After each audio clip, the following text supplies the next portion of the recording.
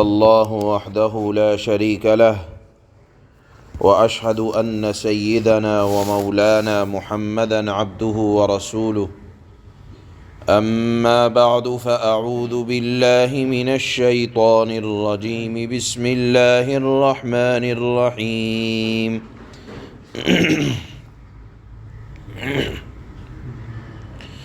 وكأي من قرية هي أشد قوة من قريتك التي أخرجتك أهلكناهم فلا ناصر لهم أفمن كان على بينة من ربه كمن زين له سوء عمله واتبعوا أهواءهم مثل الجنة التي وعد المتقون فيها أنهار من ماء غير آسٍ وأنهار من لبن لم يتغير طعمه وأنهار من خمر لذة للشاربين وأنهار من عسل مصفى ولهم فيها من كل الثمرات ومغفرة من ربهم كمن هو خالد في النار وسقوا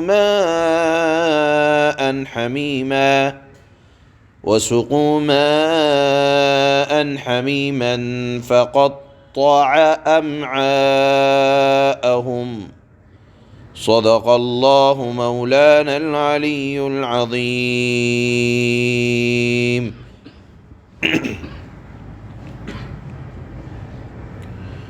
اللہ نے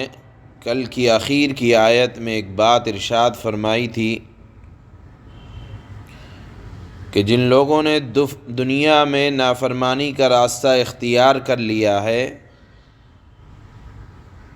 تو وہ اس دنیا کی چند روزہ زندگی میں دنیا کی نعمتوں سے اس طرح لطف اندوز ہونے کی کوشش کرتے ہیں یا دنیا کی نعمتوں کو اس طرح کھاتے ہیں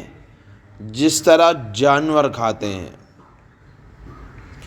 صرف کھانے سے بحث ہے کہ نہ اس بات سے بحث ہے کہ یہ کھانا جانور کو نہیں معلوم کہ کھانا چاہیے یا نہیں کھانا چاہیے، نہ اس بات سے بحث ہے کہ یہ جانوروں کو نہیں معلوم کہ کس نے دیا ہے اور آیا ہمیں یہ کھانا کھانا چاہیے یا نہیں کھانا چاہیے۔ مومن اس ذمہ داری سے کھاتا ہے کہ یہ کھانا حلال ہے یا حرام ہے، مجھے کھانا ہے یا نہیں کھانا ہے۔ اللہ نے کافروں کی علامت کل کی آخر کی آیت میں بیان فرمائی دی کہ ان کو اس بات سے کوئی بحث نہیں ہوتی، صرف پیٹ کی آگ یا پیٹ کی شہوتوں اور خواہشات کو بجھانا ہوتا ہے۔ یہ بات اللہ نے کل کی آیت میں ارشاد فرمائی تھی۔ اس سے معلوم یہ ہوا کہ مومن کھاتا بھی ہے تو بہت سوچ کر سمجھ کر کہ میرے رب نے اس کے کھانے کا حکم دیا ہے یا نہیں دیا ہے، یہ آیا کہاں سے ہے، آمدنی کیسی ہے، یہ سوچ سمجھ کر مومن کو کھانا چاہیے اور کھانے کے بعد رب کا شکر ادا کرنا چاہیے۔ یہ نہیں کہ جانوروں کی طرح کھا لیا اور رب کا شکر ادا نہیں کیا، یہ کافروں کا طریقہ ہے۔ پھر ایک بات اور ارشاد فرمائی اللہ نے کہ ذَلِكَ بِأَنَّ اللَّهَ مَوْلَى الَّذِينَ آمَنُوا، کہ جو لوگ پھونک پھونک کر قدم رکھتے ہیں اللہ ان کا رکھوالا ہوتا ہے، اہل ایمان کا رکھوالا اللہ ہے۔ جب یہ آیت نازل ہوئی تو کفار مکہ نے رسول اللہ کو طعنہ دیا، صحابہ کو طعنہ دیا کہ مومن یہ کہتا ہے کہ اللہ رکھوالا ہے۔ مومن کا دعویٰ اللہ نے قرآن میں یہ بیان فرمایا کہ مومن کی حفاظت اللہ کرتا ہے، اور دیکھو ہم نے تو محمد صلی اللہ علیہ وسلم کو مکہ سے نکال دیا اور اللہ کے نبی صلی اللہ علیہ وسلم جب خود مکہ مکرمہ سے ہجرت کر کے مدینہ کی طرف آ رہے ہیں تو آپ بار بار مڑ مڑ کر مکے کو خطاب کر کے فرماتے ہیں کہ خدا کی قسم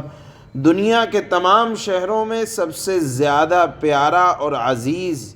اے شہر مکہ تو میرے نزدیک سب سے زیادہ عزیز ہے۔ اگر کفار قریش مجھے زبردستی یہاں سے جانے پر مجبور نہ کرتے تو میں ہرگز نہ چھوڑتا۔ بہرحال یہ طعنہ آیا کہ اللہ کا خطاب ہے کہ مسلمانوں کا، اہل ایمان کا رکھوالا اللہ ہے، اور دیکھو ہم نے تو محمد صلی اللہ علیہ وسلم کو مکہ جیسی عظیم بستی سے نکال دیا۔ اس کا جواب اللہ نے آج کی آیت میں دیا کہ وَكَأَيٍّ مِّن قَرْيَةٍ، کہ یہ اہل مکہ گھمنڈ کرتے ہیں، ان کو گھمنڈ نہیں کرنا چاہیے، چنانچہ تھوڑے دنوں میں دیکھ لیں گے۔ کیوں گھمنڈ نہ کرنا چاہیے؟ کہ اللہ نے ان لوگوں سے زیادہ، ان سے پہلے بستیوں میں کچھ لوگ تھے جو طاقت میں ان سے زیادہ تھے، مگر بالآخر فیصلہ جب اللہ نے کیا تو بڑی بڑی بستیاں کھنڈرات میں تبدیل ہو گئیں، نہ طاقت نہ قوت نہ فوجداری کچھ کام نہ آئی، اور وہ بصیرت میں ان سے زیادہ تھے۔ یہ کفار مکہ عن قریب دیکھ لیں گے۔ چنانچہ ہوا بھی یہی کہ پہلے بدر ہوا، پھر اس کے بعد تمام غزوات کے آخر میں فتح مکہ ہوا، کہ جس شہر سے رسول اللہ کو نکالا گیا تھا اللہ کے نبی صلی اللہ علیہ وسلم، اسی شہر کے اندر بہت فاتحانہ انداز میں اللہ کے نبی صلی اللہ علیہ وسلم داخل ہوئے۔ بہرحال آیت میں جواب یہ دیا گیا ہے کہ اللہ نے بہت سی بستیاں جو تمہاری اس بستی یعنی مکہ سے زیادہ، جن کے نزدیک بستیاں عزیز تھیں، اللہ نے ان سے وہ بستیاں چھڑائی ہیں۔ طاقت اور زور میں تم سے بڑھے ہوئے تھے، لیکن اللہ نے ان کی طاقت، ان کے گھمنڈ کی وجہ سے اللہ نے ان کو ہلاک کر دیا، اور کوئی یار و مددگار نہ ملا جو بچا لیتا۔ تو لہذا اہل مکہ تمہارا یہ دعویٰ کہ رسول اللہ کو یہاں سے نکالا گیا، تو اللہ کا یہ کہنا کہ اللہ اہل ایمان کا مولا ہے، رکھوالا ہے، اس پر طعنہ دینا یہ درست نہیں ہے۔ چند روز کی بات ہے، دیکھ لینا انجام کیا ہونے والا ہے۔ اور تاریخ گواہ ہے کہ اللہ کے نبی صلی اللہ علیہ وسلم بڑی عزت کے ساتھ کعبۃ اللہ میں داخل ہوئے اور آپ نے مکہ کو فتح کیا۔ اس کے بعد اللہ نے فرمایا کہ دیکھو جو لوگ پھونک پھونک کر قدم رکھتے ہیں، اہل ایمان ہیں، اللہ ان کی بڑی عزت فرمائیں گے، اور جنت کے اندر بے پناہ، دنیا میں جو پھونک پھونک کر قدم رکھتا ہے، سوچ سمجھ کر کھاتا پیتا ہے، تو اللہ جنت کی لازوال نعمتوں سے اس کو لطف اندوز فرمائیں گے۔ پھر جنت کا ذکر کیا اللہ نے کہ جنت جس کا متقی بندوں سے وعدہ کیا جا رہا ہے، اس کا حال یہ ہے کہ وہاں صاف و شفاف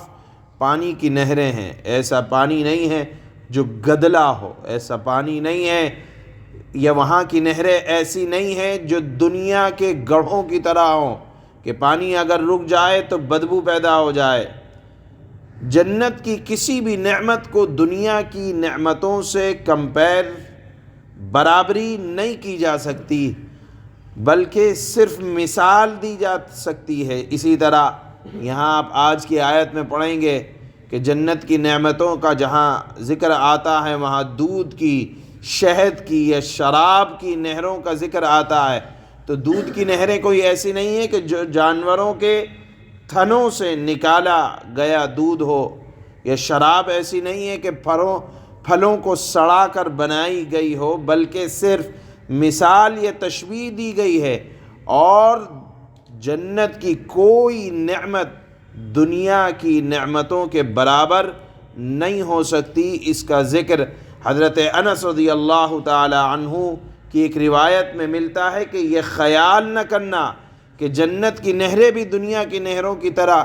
کھدی ہوئی زمین میں اور گڑھوں میں بہتی ہوں گی، نہیں۔ حضرت انس فرماتے ہیں کہ اللہ کے نبی نے فرمایا قسم خدا کی وہ صاف زمین پر یکساں جاری ہیں، ان کے کنارے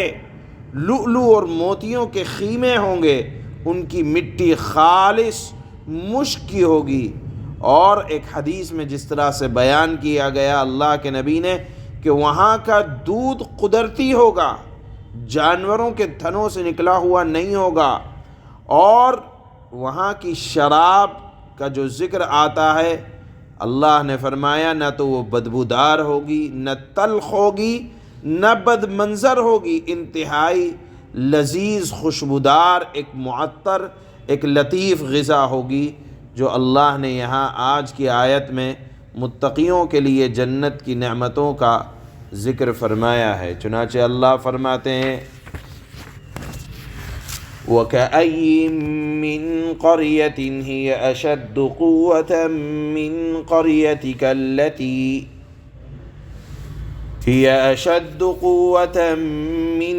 قَرْيَتِكَ الَّتِي أَخْرَجَتْكَ أَهْلَكْنَاهُمْ فَلَا نَاصِرَ لَهُمْ۔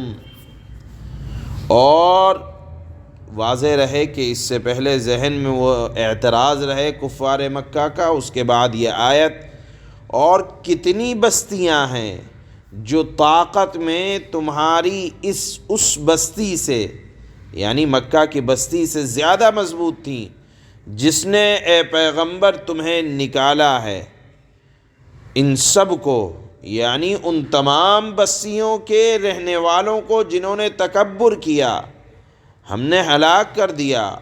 اور ان کا کوئی مددگار نہ ہوا۔ لہٰذا اللہ کا یہ دعویٰ اپنی جگہ سچا ہے کہ اللہ اہل ایمان کی حفاظت فرماتے ہیں۔ أَفَمَنْ كَانَ عَلَى بَيِّنَةٍ مِّن رَّبِّهِ كَمَنْ زُيِّنَ لَهُ سُوءُ عَمَلِهِ وَاتَّبَعُوا أَهْوَاءَهُمْ۔ اب بتاؤ کہ جو لوگ اپنے پروردگار کی طرف سے ایک روشن راستے پر ہوں، کیا وہ ان جیسے ہو سکتے ہیں جن کی بدکاری ہی ان کے لیے خوشنما بنا دی گئی ہو؟ یہاں ایک بات علماء نے لکھی ہے بہت اہم، کہ آدمی کو ڈرتے رہنا چاہیے کہ اگر اس کو اس کے اعمال بد اچھے لگنے لگے ہوں تو یہ بھی ایک طرح کی نحوست ہے کہ آدمی اپنے گناہ کو گناہ نہ سمجھے بلکہ اس پر اترائے، اس پر خوش ہو، تو یہ بھی ایک ڈرنے کا مقام ہے۔ اللہ نے فرمایا ہے کہ